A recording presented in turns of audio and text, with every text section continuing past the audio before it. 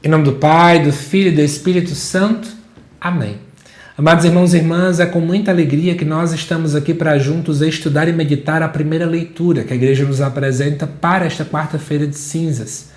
E o texto de hoje se encontra lá em Joel, capítulo 2, versículos de 12 ao 18, que nos diz assim: Agora, diz o Senhor, voltai para mim com todo o vosso coração, com jejuns, lágrimas e gemidos.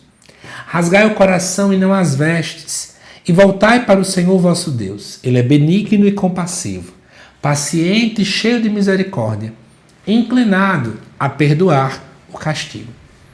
Quem sabe se ele se volta para vós e vos perdoa, e deixa atrás de si a bênção, oblação e libação para o Senhor vosso Deus.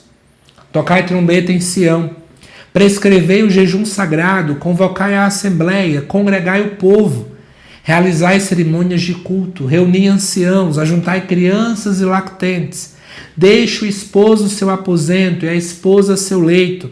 Chorem, postos entre o vestíbulo e o altar, os ministros sagrados do Senhor e digam: perdoa, Senhor, a teu povo. E não deixes que esta tua herança sofra infâmia e que as nações a dominem. Por que se haveria de dizer entre os povos onde está o Deus deles? Então o Senhor encheu-se de zelo por sua terra e perdoou ao seu povo. Amados irmãos e irmãs, me permitam começar este vídeo trazendo o contexto da leitura de Joel. Muita gente, às vezes por não ler esse texto, não conhece as realidades por trás, e eu acho que vale muito a pena a gente poder meditar sobre isso. A primeira coisa é que o profeta Joel é conhecido dentro dos estudos bíblicos como um profeta menor. Não que ele seja menos importante, mas porque o seu texto tem um tamanho menor do que, por exemplo, Isaías, Ezequiel, Jeremias, que são chamados de profetas maiores. Ele escreve, provavelmente, após o chamado exílio babilônico, que foi um tempo crucial dentro da dinâmica do povo de Deus. O povo de Deus passou mais de 60 anos, uma grande parcela isolada, exilada na terra da Babilônia. Mas eis que o Império Persa vence aquela região e permite que as pessoas retornem. Ao retornar, nós temos aí a construção do famoso Templo de Jerusalém, que era construído em cima do Monte Sião. Monte Sião esse que é falado aqui dentro da leitura, né? Tocai trombeta em Sião. Mas o que acontece? Para entender bem o livro de Joel, precisamos voltar no capítulo 1. No capítulo 1 é falado dentro de uma grande praga de gafanhotos. Os gafanhotos sempre são muito conhecidos por serem rápidos, destrutivos, acabarem tudo com muita velocidade. Se aceitarmos que isso foi algo histórico, nós estamos diante de uma terra completamente devastada. Mas alguns também acabam aludindo que falar dessa praga de gafanhotos poderia ser uma metáfora para falar de um outro império muito famoso naquele tempo, que era o Império Assírio.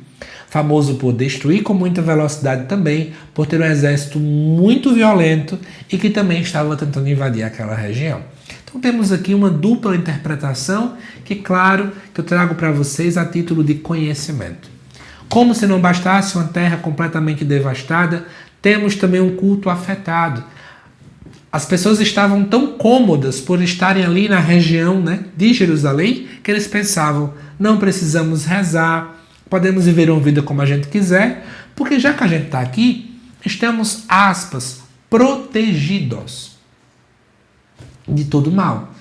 Já que estamos em Jerusalém, é como se tivéssemos uma capa que nos protegesse. E aí, infelizmente, isso também estava completamente equivocado. E vendo essa situação toda, seja da praga de gafanhotos ou do Império Assírio a vir invadir, o povo começava então a achar que o dia da ira do Senhor estava vindo. O dia que Deus vinha julgar o pecado do povo, o dia em que Deus viria de fato mostrar a sua verdadeira face para aquela região. E aí, partindo disso, chega o texto a dizer: agora, né, voltai para mim de todo o vosso coração. Se Deus pede para que o povo volte, é porque, infelizmente, os passos do povo estavam indo para longe do Senhor. Mas Deus não pede uma volta qualquer. Né? Não é uma volta apenas de corpo presente, não é apenas uma volta exterior, mas uma volta de todo o coração, ou seja, com toda a sua vida, com toda a sua alma. E não é para voltar de qualquer jeito, mas com jejuns, com lágrimas, que implicam em arrependimento. Com jejuns que também implicam em vontade de mudança autêntica de vida. E aí o profeta continua: rasgai o coração. O ato de rasgar o coração e não as vestes, não, o ato de rasgar sempre era um sinal externo de luto. De certo modo, uma vez que o culto estava equivocado, tinha esse sentimento de luto naquela região também. Mas é preciso agora não mais rasgar as vestes, mas rasgar o coração. Ter um coração novo para então aí, de fato, viver a vontade de Deus de modo autêntico na vida daquele povo. O rasgar o coração implica uma mudança não apenas exterior. Eu vejo muita gente na quaresma: agora eu não uso mais tal roupa, agora eu só ando de branco, agora eu não escuto mais tal música. Às vezes é apenas um gesto exterior que não está mudando o interior das pessoas. É preciso mudar o interior também. Mas o que é que deve motivar essa conversão? Será que é o medo? O medo do império assírio invadir? O medo da praga de gafanhotos? Para nós hoje, o medo de morrer, o medo do final dos tempos? O que tem que motivar a nossa conversão não é nada disso, mas é a misericórdia de Deus, visto que Ele é benigno, compassivo, paciente, cheio de misericórdia e inclinado a perdoar o castigo. Quem diz isso não sou eu, mas é o versículo 13 da leitura. Quem tem que nos motivar a mudar de coração nessa quaresma não sou eu mesmo, por mim mesmo, mas na verdade o fato de que Deus pode nos perdoar. E amados irmãos e irmãs, o fato também de trocar a trombeta em Sião é para dizer: não é só um grupo isolado que é preciso experimentar a conversão, mas todos. Como às vezes dói perceber que apenas uma parcela do povo católico vive a quaresma de verdade. Todos são chamados a viver este tempo de graça. Por isso, é preciso tocar a trombeta. É preciso gritar para os quatro cantos: é quaresma, é tempo de conversão, mudemos de vida, mudemos de prática. Ouçamos mais a palavra, mudemos de vida, recalculemos a rota. Que de fato, amados irmãos e irmãs, nós possamos ouvir a palavra que nos impele a essa verdade, que a conversão há dentro do nosso coração.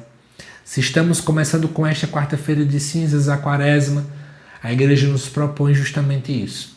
É tempo de oração, é tempo de mudança, é tempo de conversão, é tempo de reconciliação para com o nosso Senhor Jesus Cristo. Que Deus te abençoe, amado irmão e irmã. Te aguardo daqui a pouco, tá bom? Que hoje ainda, neste sábado, aqui no canal, já vai ao ar o Salmo Responsorial e a segunda leitura nesta noite. E no domingo pela manhã, já vai ao ar o Evangelho também da quarta-feira de cinzas, tá bom? Até mais. E de antemão, uma santa e abençoada quaresma para ti.